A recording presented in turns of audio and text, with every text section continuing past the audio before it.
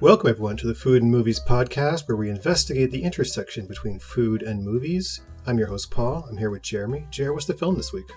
Film this week is yet another Band Apart film, another Tarantino-ish movie, but it's called 4 Rooms.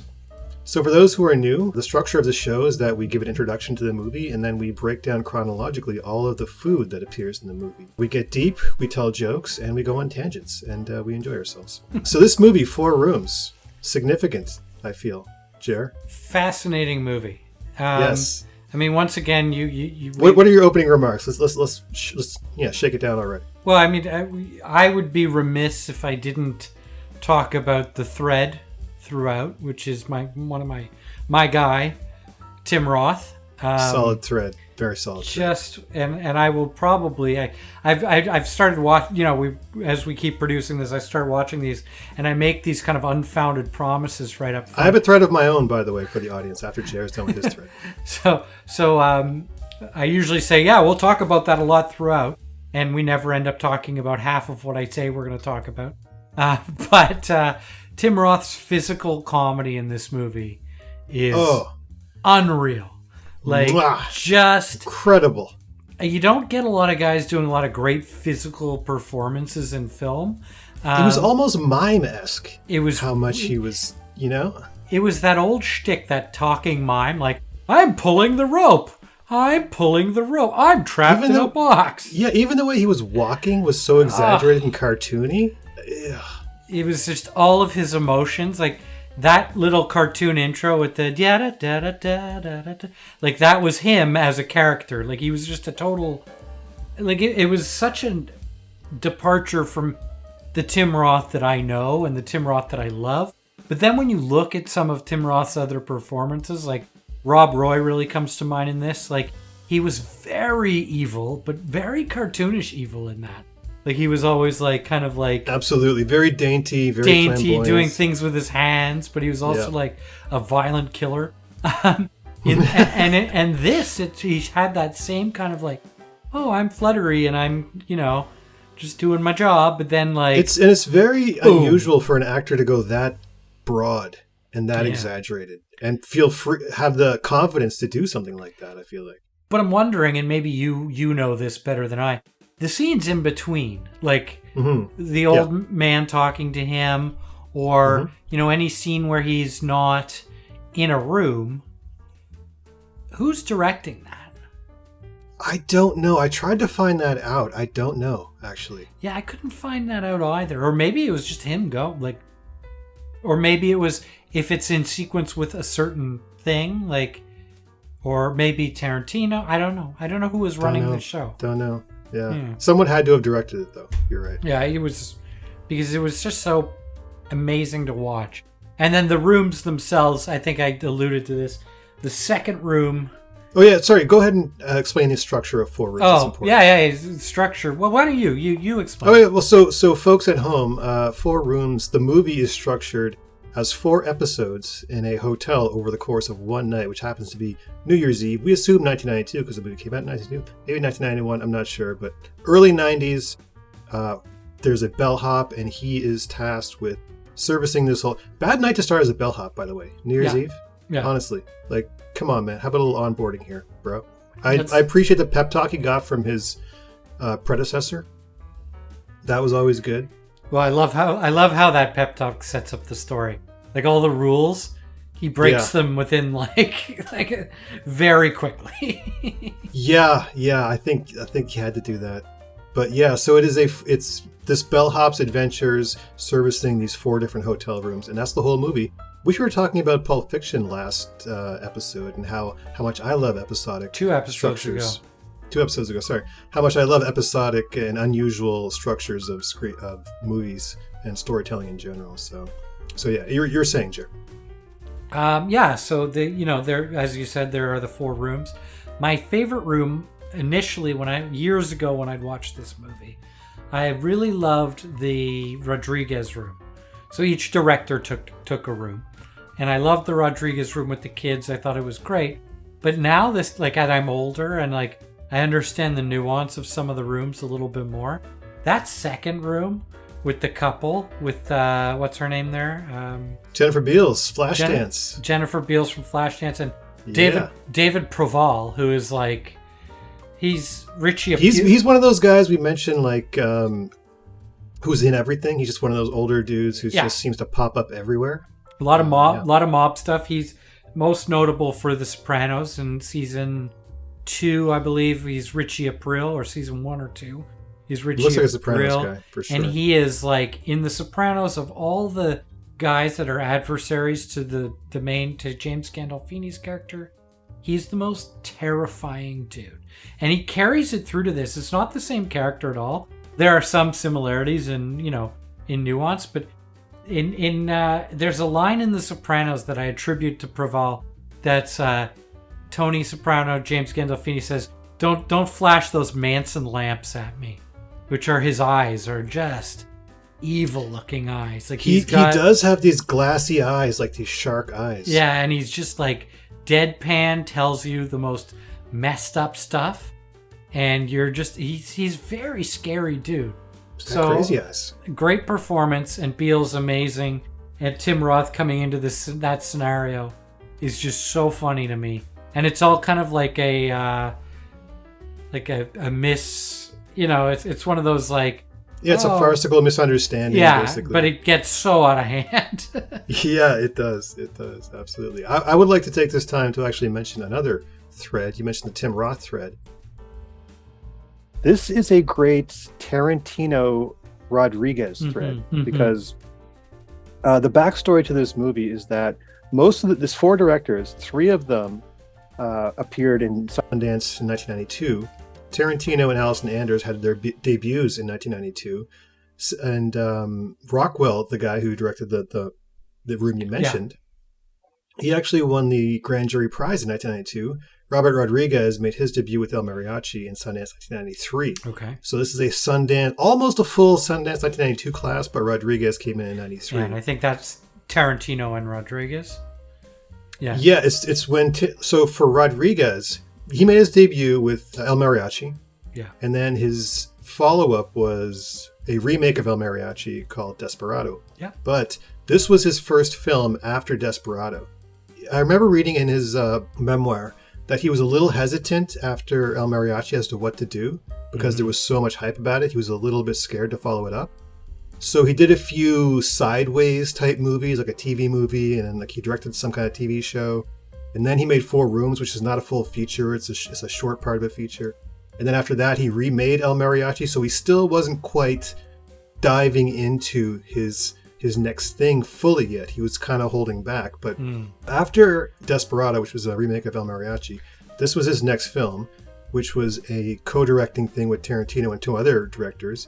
After this film, he made From Dusk Till Dawn, which was written and co-starring Tarantino. Yeah. And Desperado, which was the film he made before this, which is a remake of El Mariachi, that had a cameo by Quentin Tarantino. Yeah. So Great this cameo. is kind of, Tarantino, it feels like, was kind of involved with his early career when he first started out, and that's where their friendship kind of blossomed. So yeah, I always thought El Mariachi was the first in a series, but you're telling me it's actually Desperado was a remake of El Mariachi. I think, well, it's supposed to be next, and it's weird because you're right. It is supposed to be a continuation, but it's basically a remake. It's a big budget remake of El Mariachi. Basically. Yeah, with Selma Hayek, who weirdly enough, if you look into the credits of this movie, Selma Hayek is in Rodriguez's scene as the girl on the TV. Yes, and then From Dusk Till Dawn, Tarantino famously sucks on her toes when she is doing this dance with the champagne. Oh, God. And if you didn't know Tarantino had a foot fetish before, you definitely knew it after that. Yeah, that right scene, then and there. That scene in Dusk Till Dawn raised me just about as much as my parents did, if not more. Really? It was fantastic. I became a man that day. Yeah, man, Selma Hayek, man, scorching hot at the time. Oh, but also like God. Great, like clearly came out of like as a very attractive, leading lady, but then all of a sudden it's like, wow, she can act. Like she is good. And charismatic, beautiful, yeah. She's just she hits all the points. And even now, when she shows up in something, you're like, damn, like, I love Selma Hayek. She's fantastic. If I'm going to ask you some questions, sure. What was your favorite room? Do you have one you like the most? It's the Misbehaviors and the last one, the Tarantino one. The Man. I generally go back and forth. Yeah. I generally go back and forth on those two. The Misbehaviors is so funny though, and it's just the way it builds up and it's put together is just so good. But then the Man from LA? I believe it's called. Yeah, or something like that. Man from Hollywood. The Man from Hollywood, right? Yeah. But the Man from Hollywood it's right there. They're so close. It's got to be between those two. But I think that now that I'm older, the Man from Hollywood I like a little bit more because it's a little darker. Even though Misbehaviors is actually arguably darker. But Rodriguez puts his kind of like Spy Kids spin on it. Spy Kids, but they're like, this is what you could get away with. But the 90s. Subject matter is so out of control. Yeah, you could have a couple of kids in a hotel room who end up uncovering a hooker in the bed, and then one of them takes a needle and stabs the bellboy in the thigh. Yeah. You had kids doing this in the 90s. Which is unheard of. When they're playing darts with the... yeah. That's a great... The Misbehaviors is great. Yeah. It just... like, as I age, I love just that weirdness of that room too. Oh, that was very David Lynch weird. Yeah, like there's a weird sexual energy there. That was like very fun. The first room, I'm not going to trash it. That means you are going to trash it, though. No. Does mean I'm not going to trash it. Why would you even say that, bro? Why would you even? It wasn't my favorite. I think it's everyone's least favorite. Not because of anyone in it. It got like, it was almost out of place in tonally, yeah. Like there was a fantastic fantasy element to it, which I'm sure is what they were going for. But it wasn't my... I mean, I like the topless girls and Tim Roth hooking up with somebody. That was great. And I understand the premise of it and why it was interesting. And I love I love the cast. The cast of that room was amazing too. Like, and it was well acted, well conceived. Just of the four, it just kind of... It started me down a different path than the other three. Like, it seems like the outlier. Yeah, the other three tend to have... they tended to kind of have a reveal somewhere or in it. It uncovered something. They would build to something and there would be some kind of surprise involved, which I think took them to another level. But that one just seemed to not really have third act, really. It seemed to have a first and second act and just stop. Yeah. It's like, oh, we need, our non-sponsors don't care, but we need something from this young man. Yep. They get that thing, and there's not a whole lot of conflict in how they get it or anything like, you know what I mean? So it's... Yeah, it was almost like watching True Blood, where they like cast a spell on you, and then like everything was very in sequence, quick to the point, and you kind of just got through it, and then you were like... But I think biggest kind of cameo of the movie there with Madonna. It's pretty impressive. Huge cameo with Madonna. Yeah. Madonna was just a gigantic at that point. Yeah. Really. Oh, Misbehaviors, by the way. Banderas. Some of the best on-screen smoking I've ever seen in my life. He smokes incredible. You go... Like everything that man does with a cigarette was just amazing. You know what I mean? There's a point in time where anything Antonio Banderas did was just like the most badass, amazing thing you've ever seen. Like, there's a movie he did with Stallone called Assassins, where they were both assassins, and he would just like... By the way, an absolutely ludicrous movie. Oh, he was like up from the roof. He's like, I'm going to use the pistol. It's like, no, dude, like that's not gonna work. Yeah. We should do that. We should do an episode. I bet you there's food. There's a lot of fruit eating in that movie, I believe. So we could definitely plot one of the sweatiest movies for Banderas, who was a very sweaty actor in general. A lot of sweaty. Might be peak sweaty Banderas in that movie. But just great stuff. Like Banderas was the coolest, sexiest guy for the longest time, and then everyone just found out. Oh yeah, he's also like a classically trained singer. Like, Yeah. dude can sing.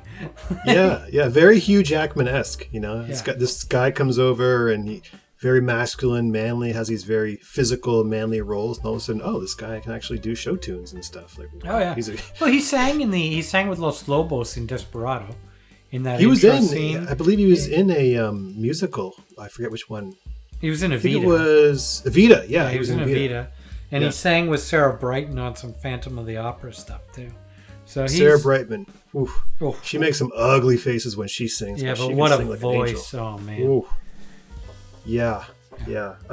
Quick sidebar. Around that same time, Sarah Brightman came out with an album, which was like it had a nautical theme. It talked like about sea Captain shanties? Nemo and sea all that stuff. It was it was a concept album for Sarah Brightman with a nautical theme called Siren, by the way, which I had as a young man. Played the heck out of it, actually. Yeah, I was a weird kid. Hey, I'm a big Sarah Brightman fan. That lady knows how to sing, and I'm pretty sure her and Andrea Bocelli, they were hooking up. Had to have been.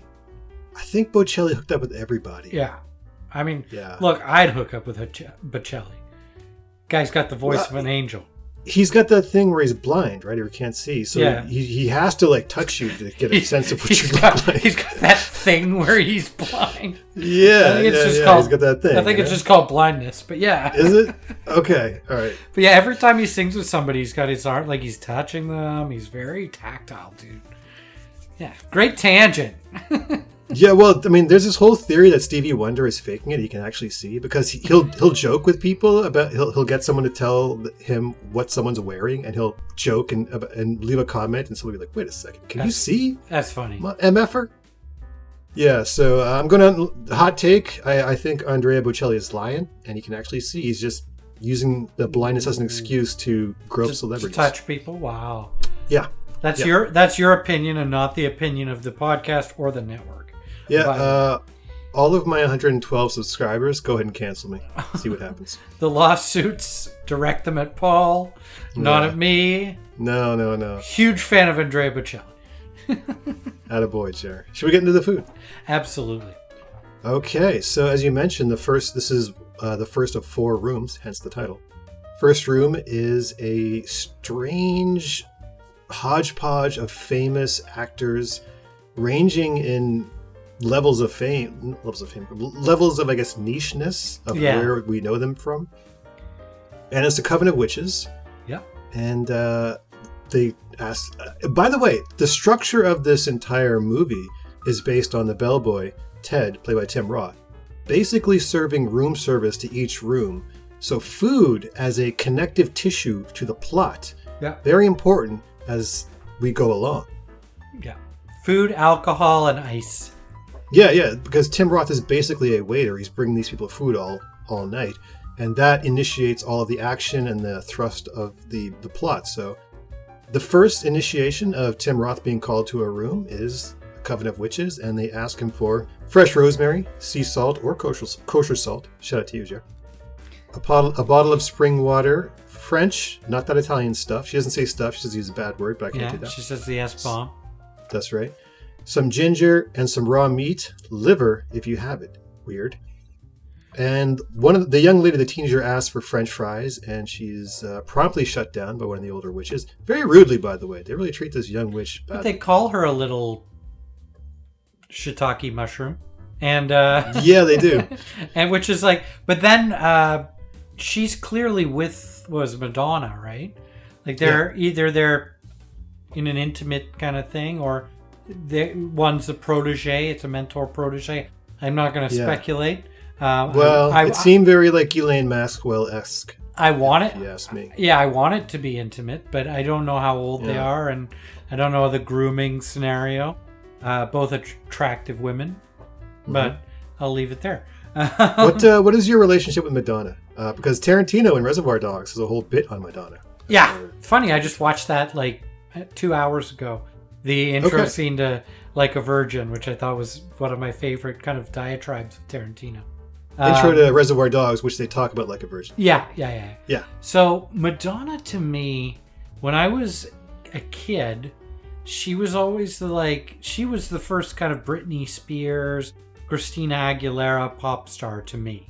But she was better than that, right? Like, not trashing those two, but she was kind of like, she was very attractive and very kind of like womanly and powerful and sexual, but also, and I was 12 or 10 or whatever, but she was also like really talented. Yeah, I didn't know it at the time, but now looking back, I can think she was just so alpha. Yeah, she had a power. Very, very alpha. Yeah, which was hot.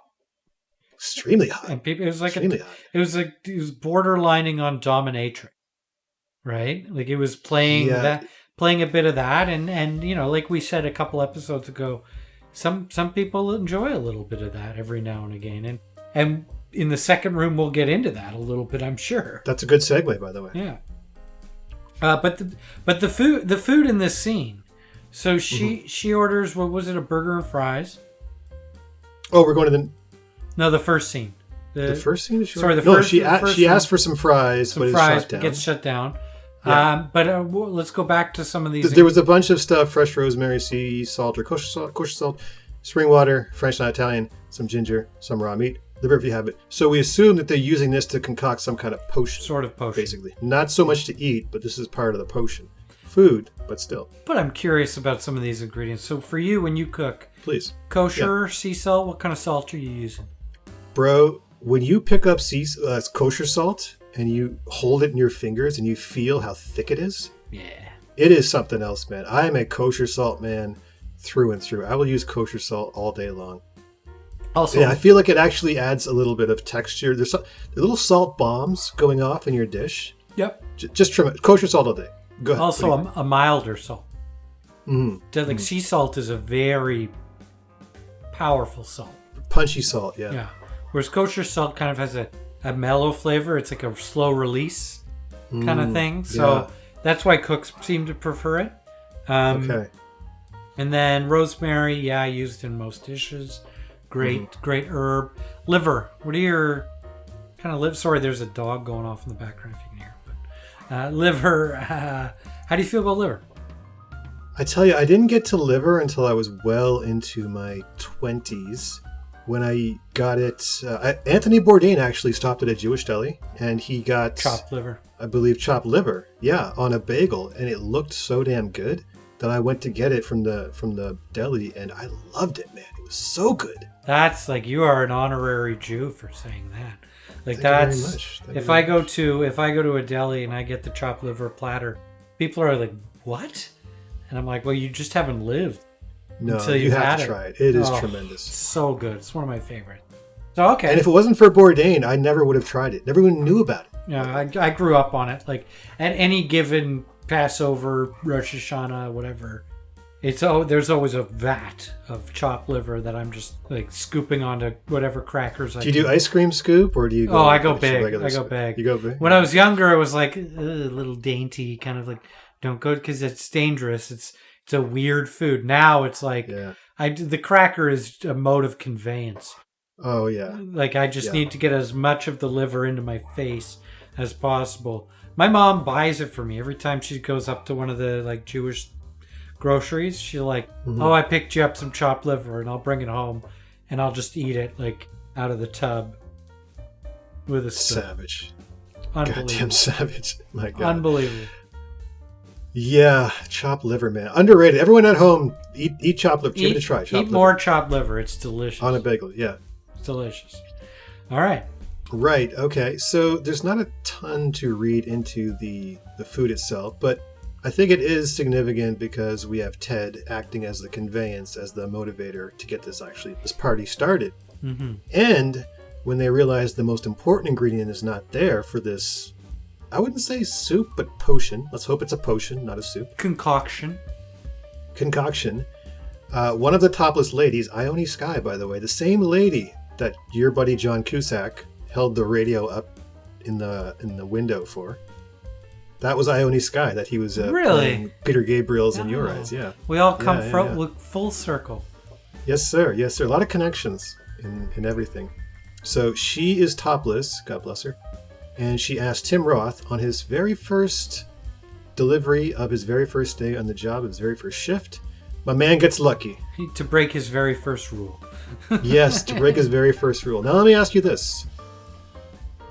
What do you think happened? Was it full on You think they were home run, or were they third basing here? How do you think she got that out of her? I think they went around the bases, but without getting into too much detail, I think they stopped before things got out of hand and did what they had to do.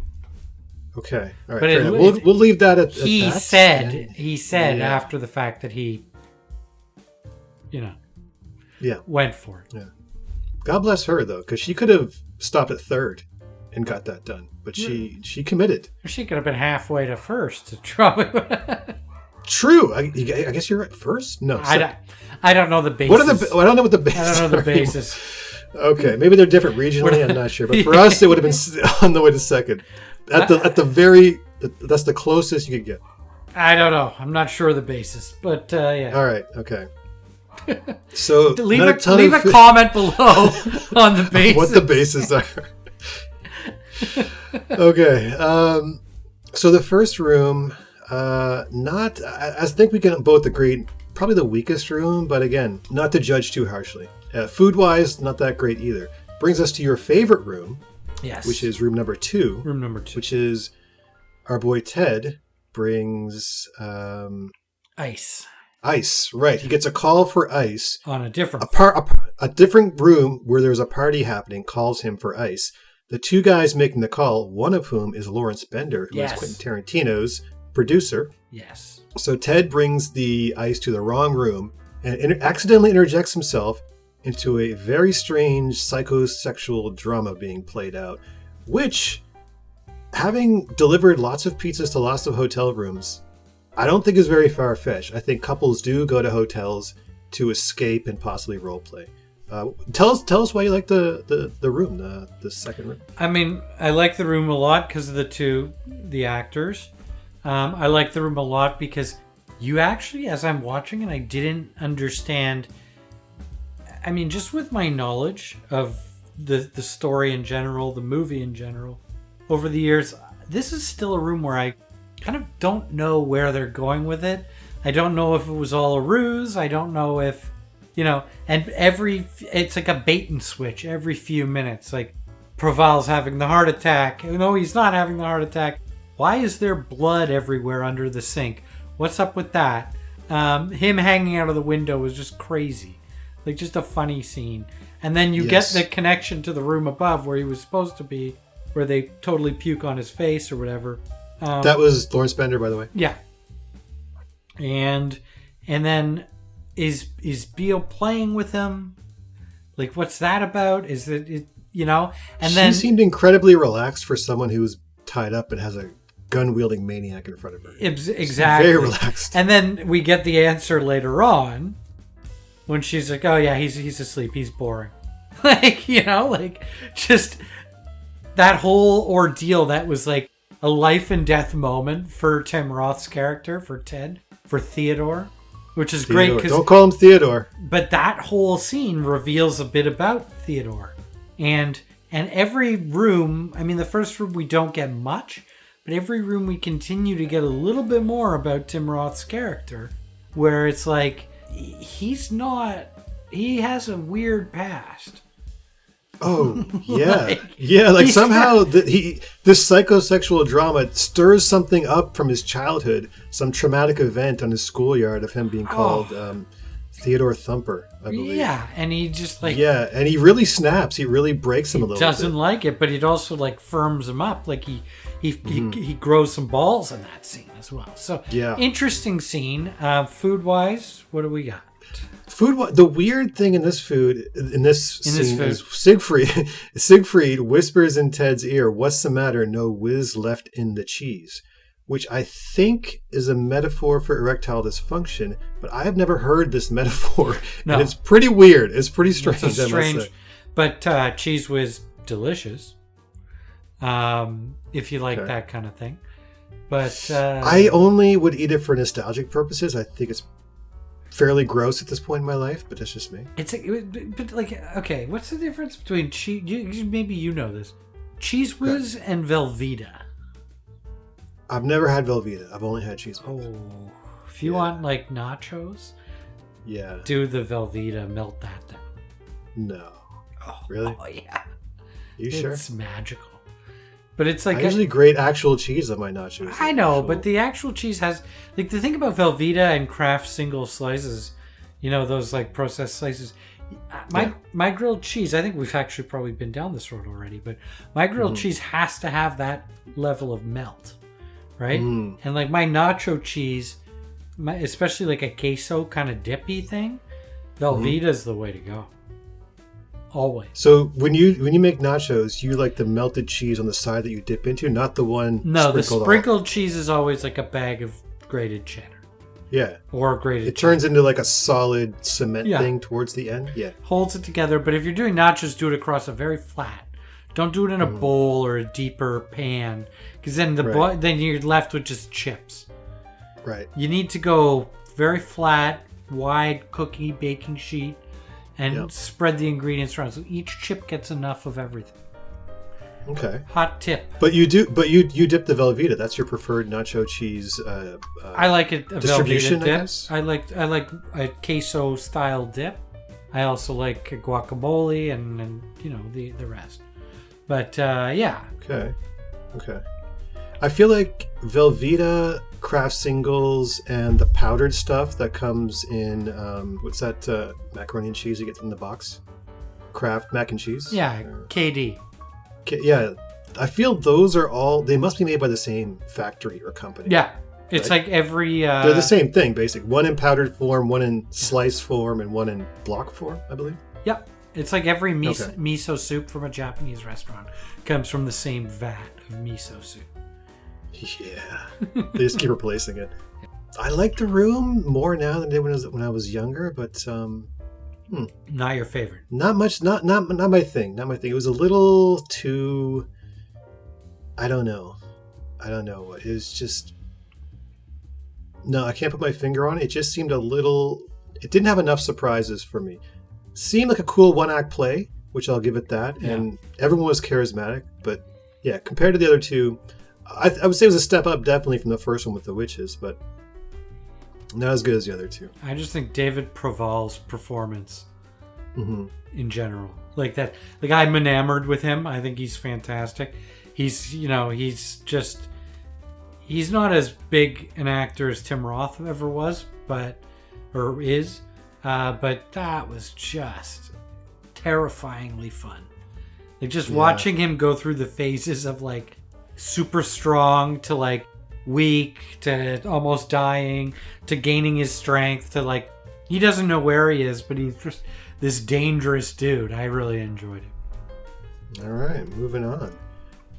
In the interstitial before the misbehaviors, just want to note this: there's a pack of red apple cigarettes next to the telephone. Tarantino branding. So this movie actually does take place in the Tarantino-verse for those watching at home.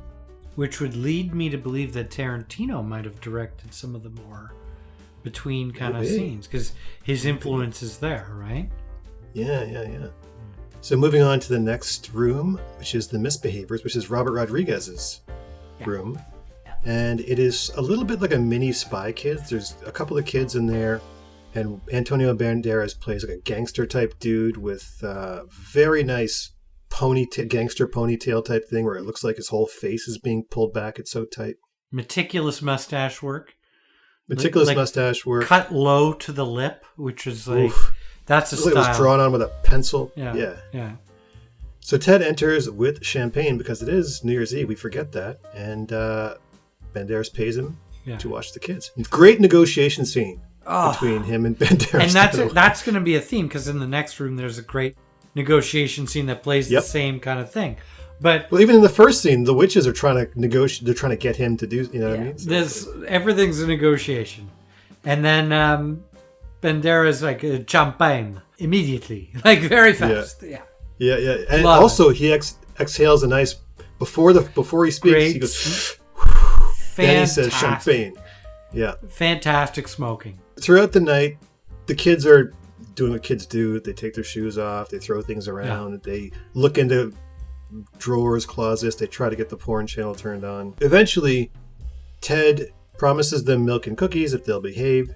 He doesn't bring them milk and cookies. He brings them milk and saltines. Yeah. And Ted turns a real scary turn in this episode. He gets really kind of weird and scary. We get another especially window, with the saltines. We get another window into his past, right? Like when he's talking about putting that stuff on the eyes.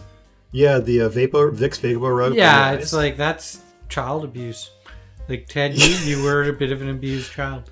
But I think back in then it was just good parenting. Yeah, well, this was the 90s. Smart. I never thought of that. But then also he never thought to just go wash it off. Right? Outsmarted. Yeah. Like these kids were clever, and they were great. Both of them were. Little girl was brilliant. The little boy had some great physical moments, but I'm pretty sure the boy got cast because he had like the weird tooth. Yeah, he had a strange situation.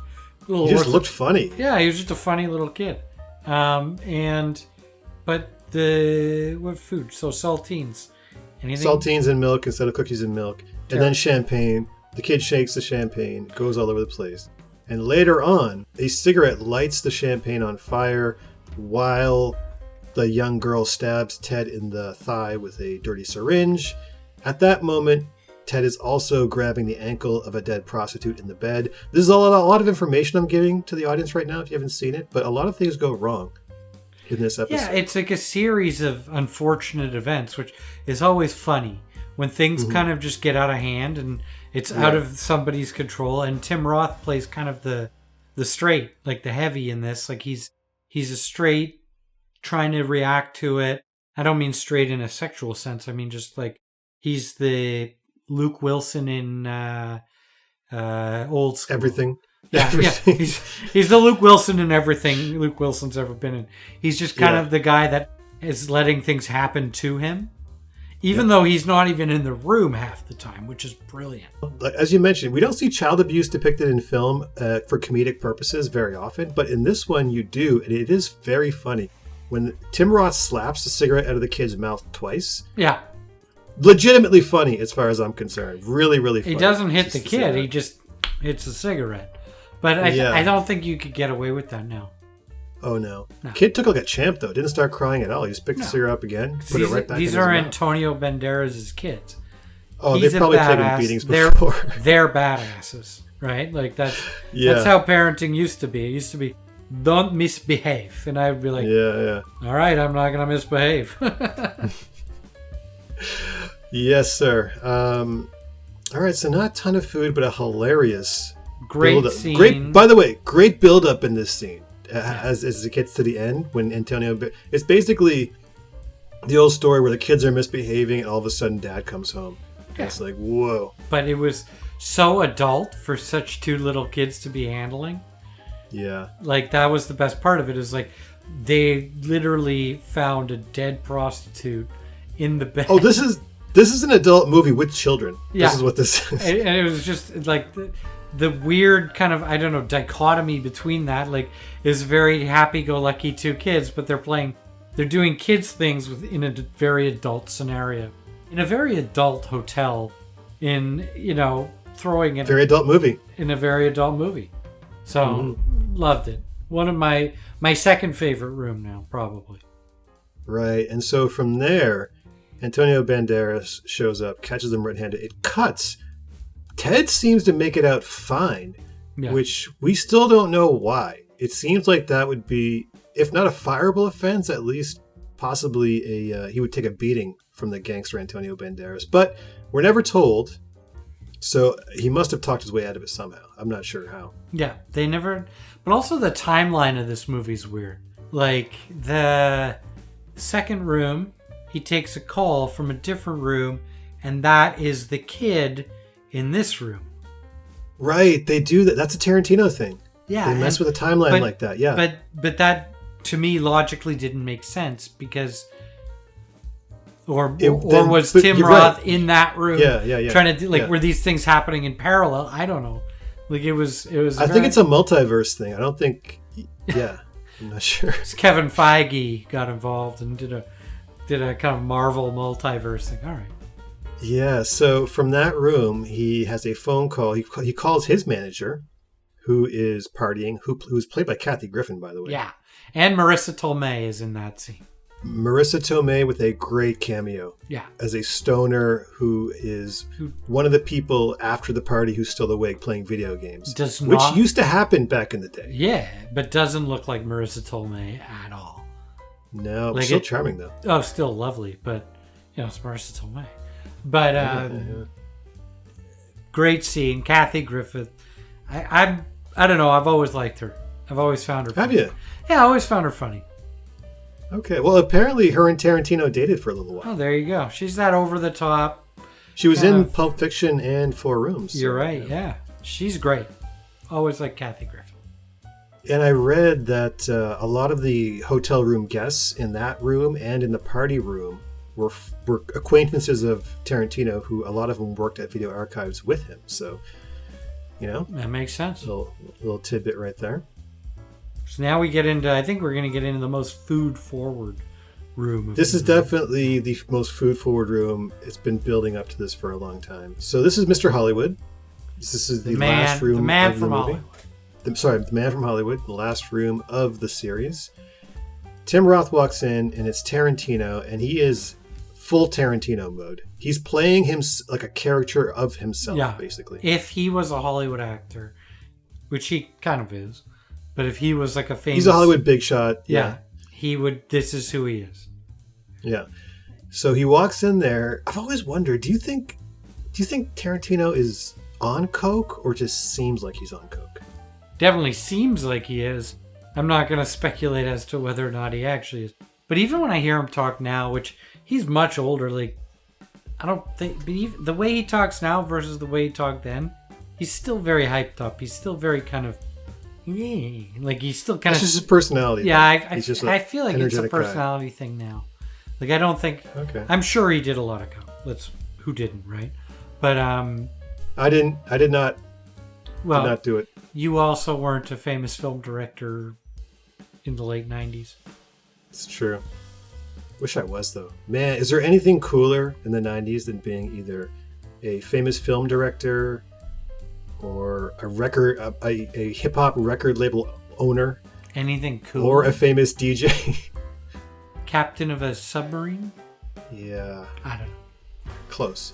So Ted comes in carrying multiple odd things. But the first mention of food is Tarantino's being extremely nice to Ted. We're not really sure why, but he offers Ted Cristal, and he makes a big deal how this is not champagne. He loves Cristal. It's Cristal. So we get the feeling that this is a guy who's probably not used to this and is very proud that he can now afford these things. So yes. Similar to Tarantino, I would say. And so Cristal's interesting.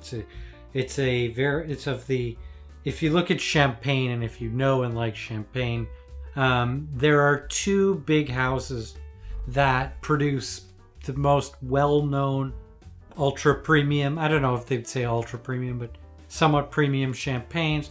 There's Dom Perignon, and Dom Perignon being the monk that actually created champagne.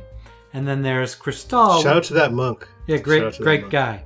Then there's Cristal, which is Louis Roederer, which is another big champagne house in France. And as we all know, it can't be called champagne unless it's from the Champagne region of France, which, all right.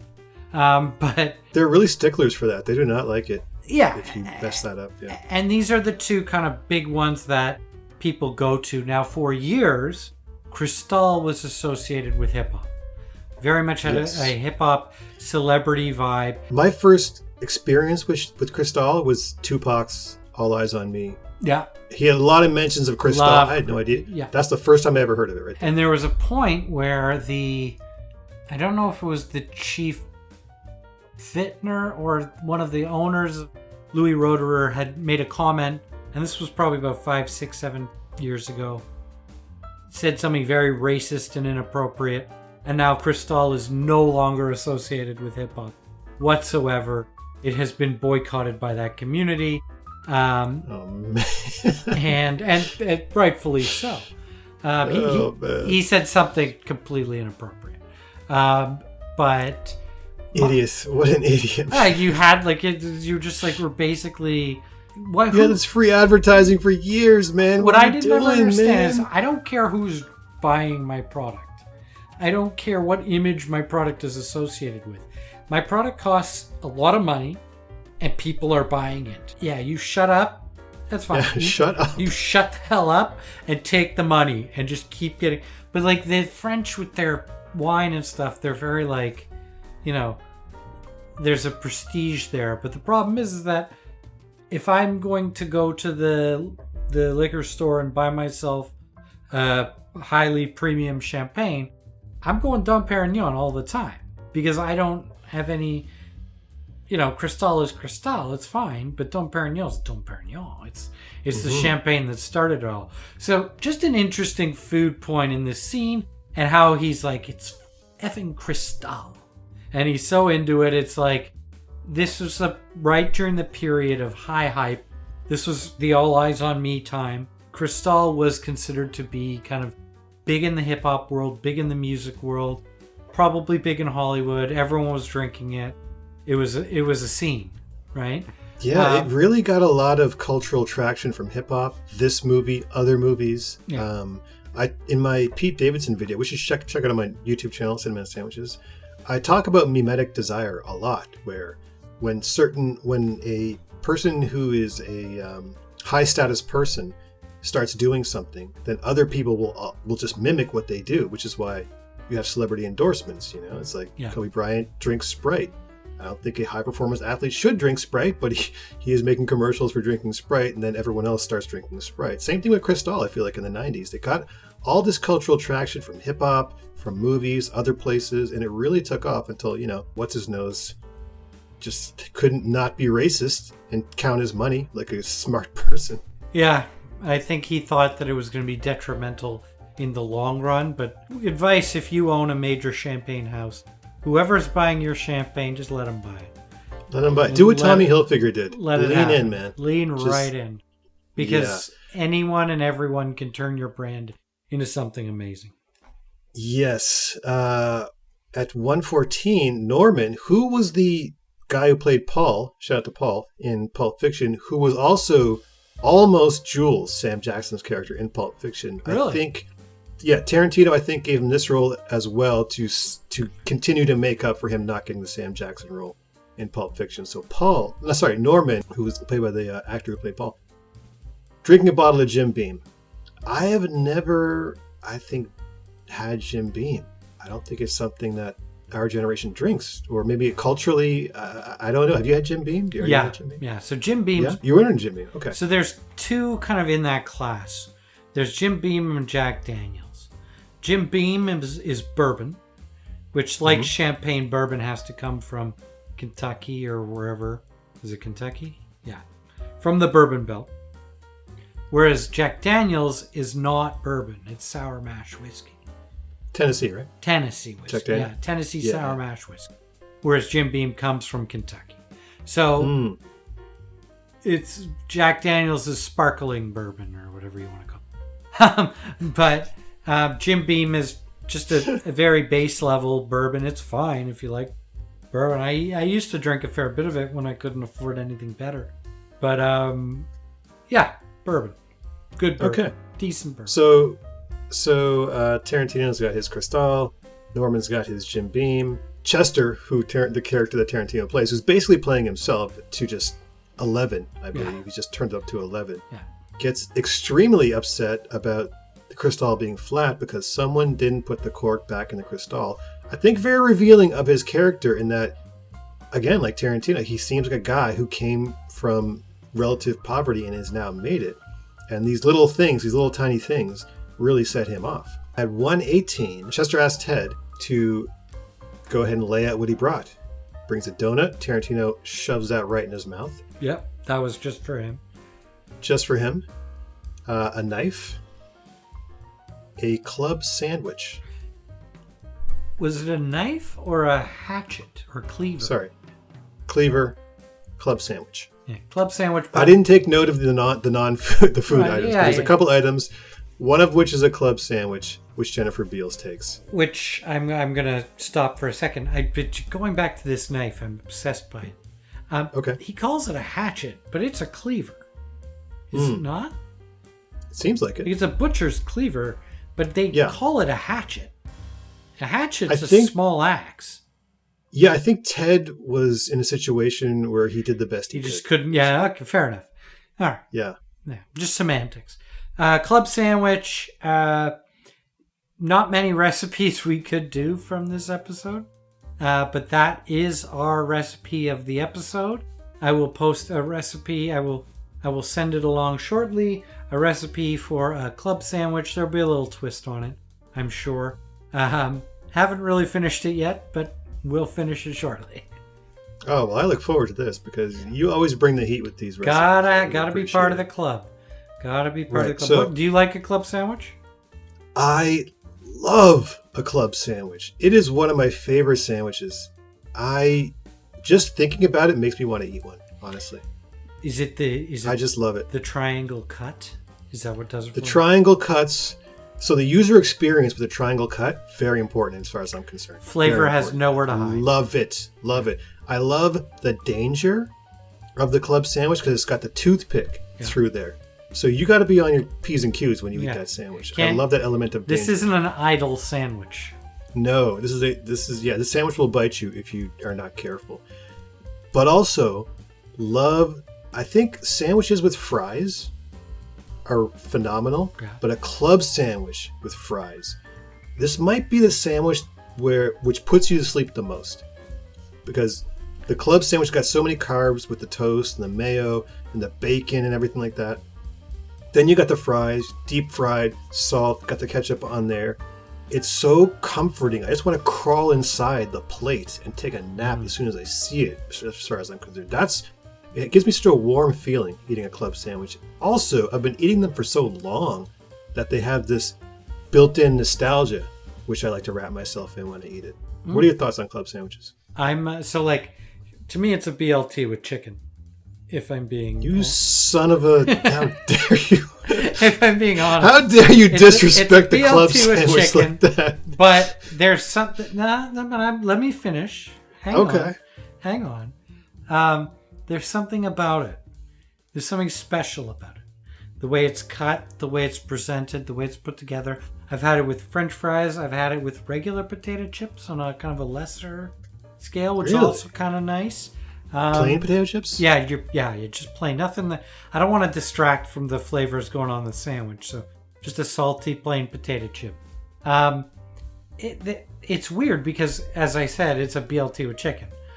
But the way it's presented, the way it's layered, the way it's put together, there's something different about it. There's something that only people who are part of the club can really understand. You know what I mean? Part of the club, you said. Right. Yeah. There's something there, right? That it's not a BLT. BLT's a great sandwich, don't get me wrong. A chicken BLT, I don't even know what that is. That's not a thing. Because if you're Isn't that a club sandwich? What are you talking about? Well, if you're going to do a BLT with chicken, you're going to need that extra piece of bread. Absolutely. Right. Absolutely. So then it's a club sandwich. And then it's a different sandwich. And it's its own entity. It's its own world. And that will be the recipe that we are going to provide for you down in the caption below. Can't wait to eat that. I'm going to wrap my lips around that sandwich. Goddamn. The thing I wanted to mention about the food in this episode is that, so when Ted gives Tarantino the donut, he doesn't stand on ceremony. He just shoves it in his mouth whole. That's for just me. Boom, it's in there. Jennifer Beals grabs a club sandwich, goes off and does what she wants to do. So what happens in the actual room, the story, is that there's a bet between Tarantino and his best friend. He has to light his lighter 10 times in a row. Otherwise, he will get his finger chopped off. Yeah. And Alfred Hitchcock. Spoiler alert. Yeah, it's similar to, what was it called? Man from Idaho? Or Man from the something. Plains? Yeah. Yeah, it was Man from something. Steve McQueen, Alfred Hitchcock. What happens is that Norman actually does get his finger chopped off. And it's a bit of a thing where a couple people freak out. Norman, of course. Chester, played by Tarantino, he freaks out. But Jennifer Beals while this is going on. She was extremely calm during the psychosexual drama in her second room. Yeah. In this room, she just witnessed a man get his finger chopped off, and she says very casually, "I'll see you guys later, all right?" And they have a little kind of small talk chit chat as she leaves. But my candidate for spinoff is the Jennifer Beals movie, because how can she be this casual seeing a man's finger get chopped off? How can she be so relaxed in a psychosexual? She has a backstory. Look I at want to who know she's more about married this woman. to, right? Like, well, what's her backstory? She is a fascinating character. yeah, great character. And we just expressed through the fact that she could eat a club sandwich and leave during this incredibly gruesome thing that happened. There's a lot to be said about this room that we completely glossed over the fact that Bruce Willis, the only A-list celebrity in the entire movie, I would assume. Yes. Not even supporting a very handsome goatee, by the way. Rare Bruce Willis goatee. The 90s vest outfit thing. Yeah. Very weird. Like, that's like a Moore's rental tux. Yes, sir. Like that's like your typical wedding groomsman rental tux. I've worn a couple of those. It's just not a good look. But he's not even billed in this movie. No, I think I mentioned to you that he was actually fined by the union for taking this movie under scale. He just thought it was a cool, fun thing to do. So he thought it'd be a good time. Yeah, so he got in a little bit of trouble with the union for taking less than scale to be in the movie. So that's basically the 4 rooms, all the food in them. I must admit, not a tremendous food movie, not a great food movie, but a great movie. I really enjoyed it. Enjoyable. I think, coming off of Master and Commander, which had a lot of food, this is probably a little bit more of a lighter conversation. Not so much me waxing poetic about the history of naval warfare, but still a great movie to do. Pleasure to actually get through it and really examine it from the perspective of food. Because it's significant. So many things cross over in this movie culturally, which were significant. Tarantino, Robert Rodriguez, Madonna, Selma Hayek, all these, at that point in time, a lot of things were happening culturally in the 90s, and this thing kind of crossed a lot of them, I feel like. But did in a way that was fun, and also kind of made me feel dirty. Yeah, absolutely. They really pushed the boundaries of good taste, I feel like. I came out they made you feel uncomfortable in a lot of senses. Every room, even the first, made me feel odd and dirty and weird in some way, and I think I enjoyed that. Let's get down to the awards for this movie. So, best and worst use of food. I feel like I actually haven't thought of this, but Cristal is the best use of food in the movie. You think Cristal is the best? Yeah, okay. It builds Tarantino's character. It sets the scene for that room. I think definitely the best use of food. Worst use of food. I mean, I can only imagine what they did with that liver in the first scene. Oh, they wasted some liver, bro. But that's a shame. That is the worst use of food. Why would you waste that delicious liver? Yeah, I don't know. Who knows? It could have been done as chopped liver. Yeah, I'm gonna have to go with liver. Gets no respect. I tell you what, liver was a punchline for so many jokes and sitcoms in the 80s and 90s. Yeah, disrespecting liver all over the place. It's great food. We are pro liver on this podcast. We need to make a liver renaissance, like they brought back balsamic vinegar and sun-dried tomatoes, as you mentioned in our text messages. Liver needs a moment, I think. Yeah, liver's the new kale. Yeah. So, which character would you like to have dinner with? Ooh. Take your time. Think about it. We can edit it out. No. I'm going to have to say, which character would I like to have dinner with? It's got to be Tim Roth. It's got to be Ted. Really? Yeah, it's got to be Ted. That guy's got, especially if he stayed on at the hotel, he's got good stories. That's an entertaining dinner. And I don't want to have it with Siegfried, because that's I like to eat my dinner, and I don't want to get, He'll just stare at you all. Just I don't want to be afraid. Yourself? Who are you having dinner with? I gotta go Jennifer Beals, man. You want to know more? I want to know more, but her character has such intelligence but also she had that darkness to her where she could just, there's something, she suffered some severe trauma and came out of it, but she also has a level of intelligence. Again, someone needs to make a spin-off of that Jennifer Beals character, something.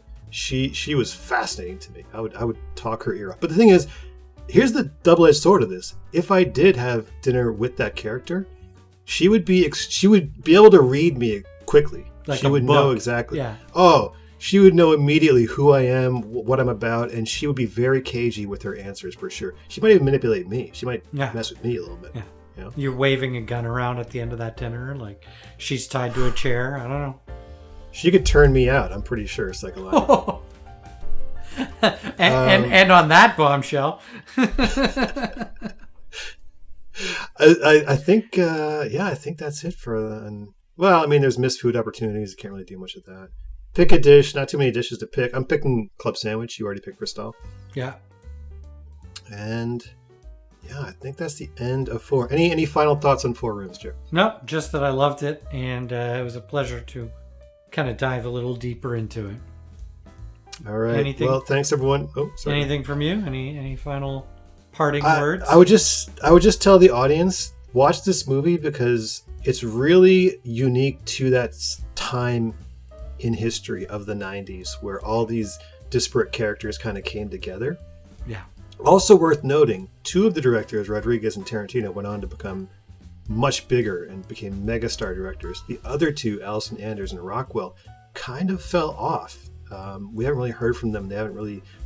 They seem to have peaked at that moment or slightly before that moment and kind of fell off. So interesting how life works, you know, where all 4 of them were sort of on the same level when they made this movie. 2 went that way, the other 2 kind of went the other way. Yep. Okay. Yeah. Do we know what we're doing next? We are doing the French French Dispatch? French Dispatch is what we're doing next, correct? Okay, Wes yeah. Anderson, yeah.